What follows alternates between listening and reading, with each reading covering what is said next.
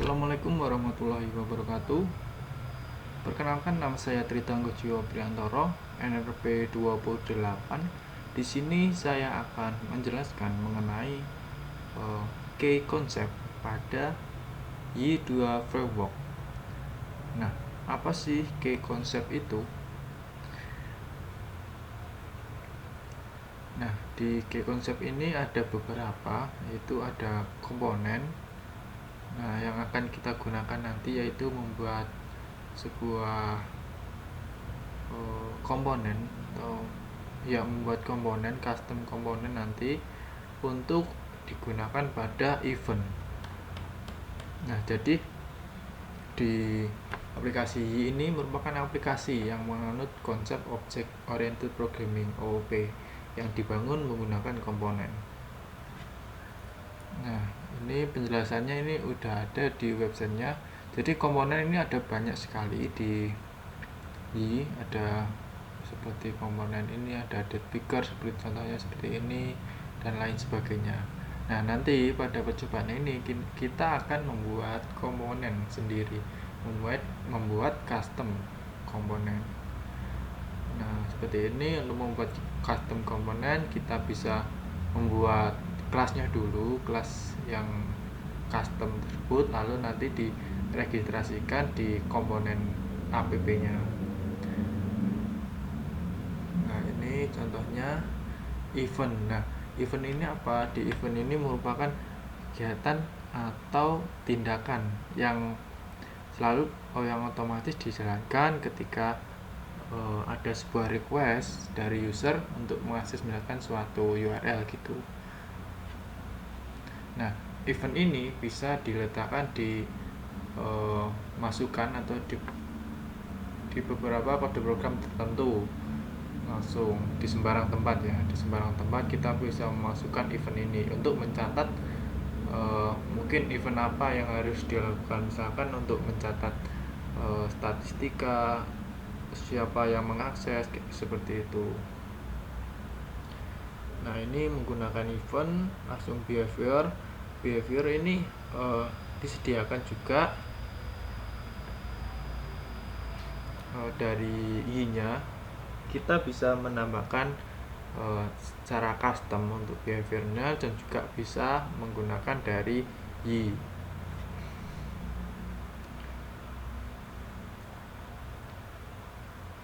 Nah, ini contoh built-in behavior yang disediakan oleh Y, yaitu access control dan timestamp, blamable, dan mungkin ada yang lainnya kalau bisa dieksplor lagi di websitenya di Y framework.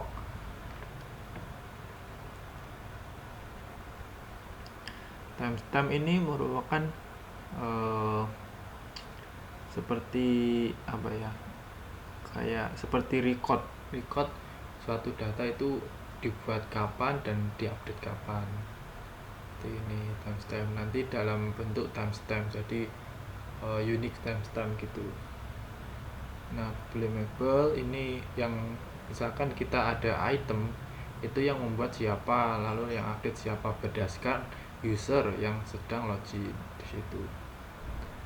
Nah, ini ada beberapa konfigurasi. Aliases ini bisa digunakan misalkan untuk mempresentasikan path maupun URL gitu.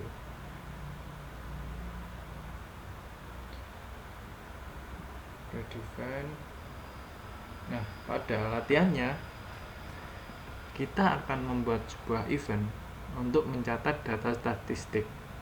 Nah, triggernya pada action index dan view pada front end application. Nah, di sini saya tidak akan mempraktikkan semua index dan view, cuma di sini saya akan menggunakan controller yang item saja gitu. Nah, selanjutnya ini ada menambahkan timestamp dan juga blamable behavior pada model item. Nah, yang pertama kita akan membuat event. Dari sini yang harus kita lakukan untuk membuat event, terlebih dahulu kita membuat komponennya. Jadi kita bisa menambahkan di sini kan tadi di bagian front end yang ditugaskan itu di bagian front end, maka kita di sini buat folder components, kita custom saja, lalu kita buat suatu file untuk komponennya apa. Di sini saya sudah menyiapkan scriptnya untuk membuat komponennya. Nah, di sini adalah ini kelas yang akan dimasukkan dalam komponen tersebut. Nah, kita copy ini ya, copy saja. Copy, kita buat kelas access record.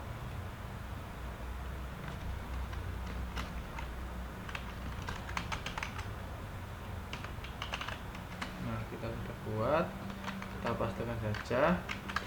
Nah, di sini ada function access handler. Ini yang akan menghandle event dari setiap request user nantinya, dan ini adalah konstanta untuk eventnya access record. Oke, setelah kita membuat komponen, kelas komponennya, jangan lupa ini untuk kelas komponen kita extend ke komponen agar nanti bisa digunakan pada Y ini dan diregistrasikan pada komponen app Y. Selanjutnya kita membuat atau meregistrasikan komponen tersebut pada komponen app dari Y-nya di front end ya. Kebetulan ini kan disuruhnya di front end, kita config di main. Nah, di sini kita bisa menambahkan custom komponen di sini. Nah, ini kan ada banyak ini. Kita bisa menambahkan di sini misalkan area lagi, objek lagi di sini komponennya, atau bisa juga di sini di main lokal ini. Ini juga bisa menambahkan komponen di bawah request ini. Nah, saya akan menambahkan di main di sini. Saya menambahkan objek baru di bagian atas ya. Bahkan pada objeknya saya sudah menyiapkan ini objek.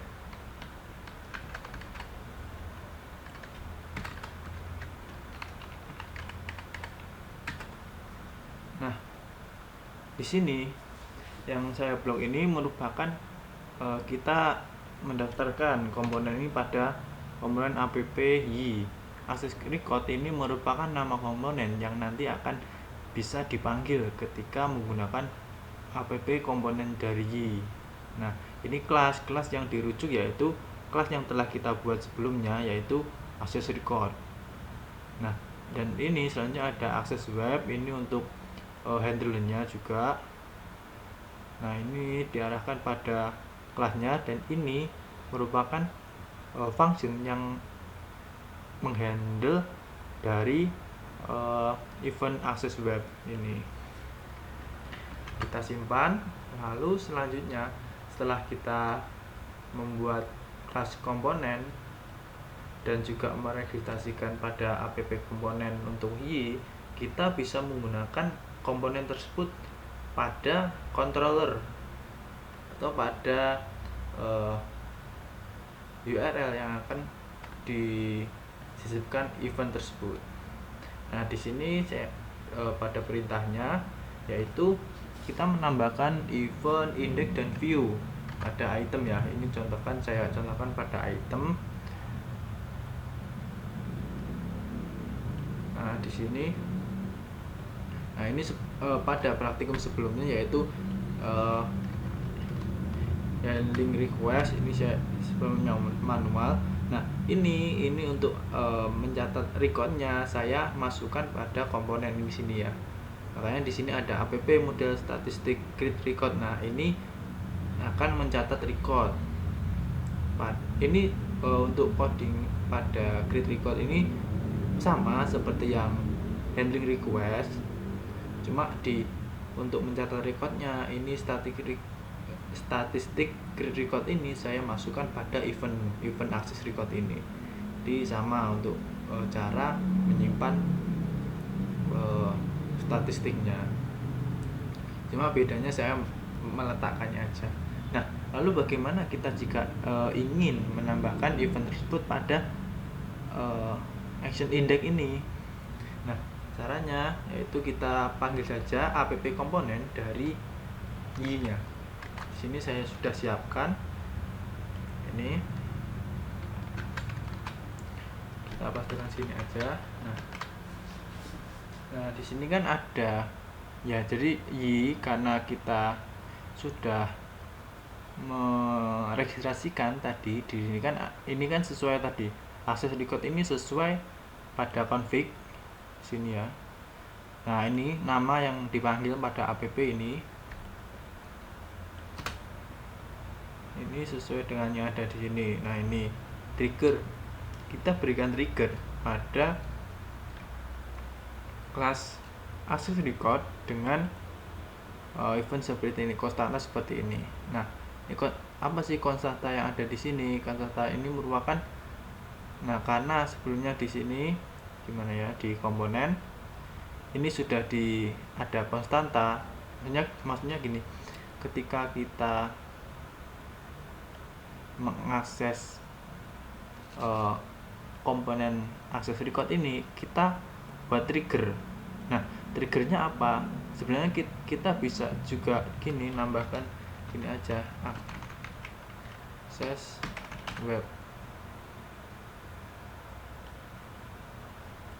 Nah, gini aja juga bisa, ini langsung juga bisa.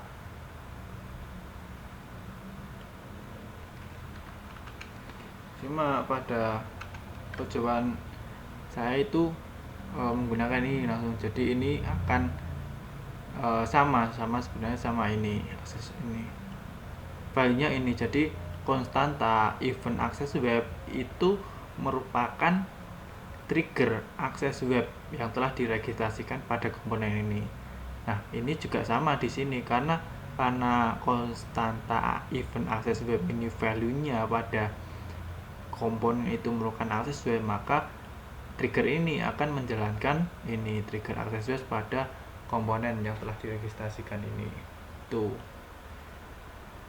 ini sebenarnya cuma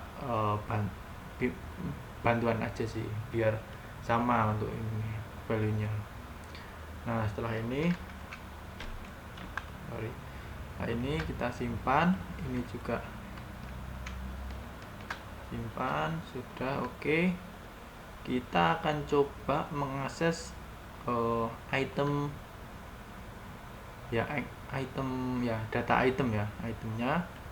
Kita coba di sini, kita lihat dulu untuk data statistiknya. Ini ada 3 pada saat ini.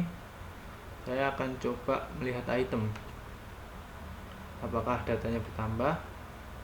Nah, ini udah jalan ya, ini datanya nambah 1. Ini item index tersimpan recordnya. Nah, ini hapus saja. Lalu bagaimana dengan yang item view? Ini coba saya hapus dulu. Apakah ketika saya melihat view dari item ini nomor 1 ini, apakah datanya akan terrecord di statistik?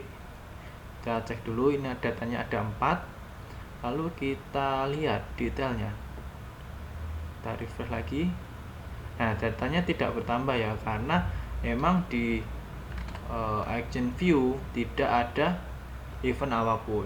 Nah, kita tambahkan saja di sini dari action index tadi, kita paste di sini, kita simpan. Oke, setelah simpan, coba kita refresh di item view-nya. Setelah refresh, coba lihat di sini. Nah, ini sudah bertambah. Nah, jadi untuk event handle-nya berjalan dengan baik. Tuh. Selanjutnya, ini ada menambahkan timestamp dan juga blamable behavior pada model item. Jadi nanti ketika kita menambahkan item di sini, setelah kita save, maka di database item ini seharusnya ada siapa yang membuat dan kapan dibuatnya.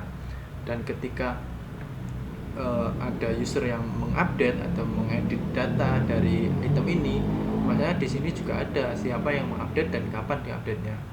Nah, namun di sini kan belum ada untuk update add atau create add dan create by dan satunya update by, itu kan belum ada. Nanti kita tambahkan di sini sesuai dengan tipe data yang dianjurkan pada framework UI ini. Nah, di sini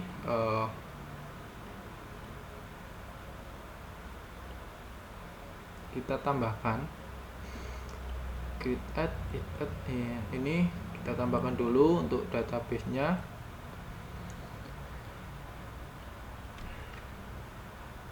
Ada 4 ya, after case, ada 4 kolom. Ini adalah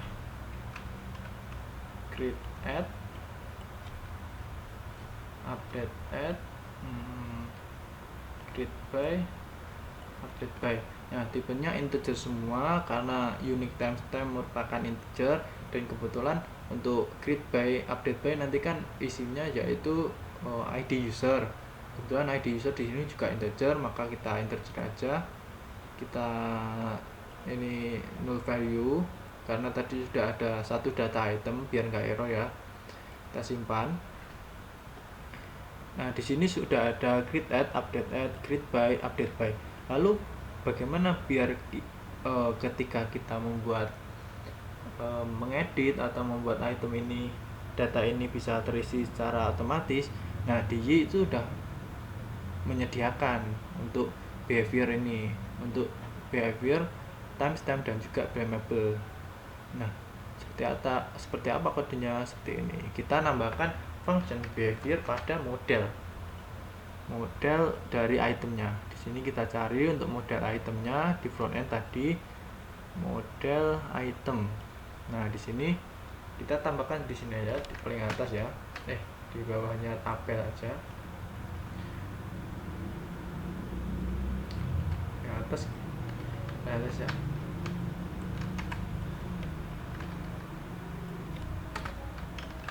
Nah, di sini behavior ini akan dijalankan sesuai dengan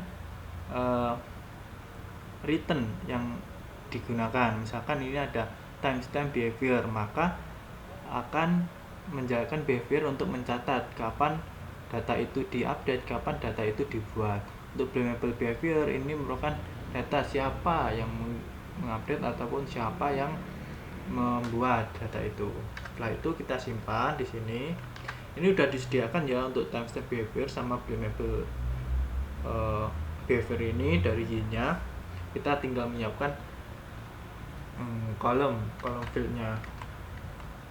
Nah, namun ketika kita ingin mengupdate atau mengupdate data ini, kita harus login dulu karena nanti data usernya akan direcord pada tabel ini, pada tabel yang sudah disediakan ini. Nah, kita login dulu pakai user yang sudah dibuat sebelumnya. Tunggu ya, kita login. Nah, setelah login kita buka lagi untuk itemnya tadi. Nah, di sini kan untuk itemnya masih 0 semua. Kita coba update data ini, data nomor 2.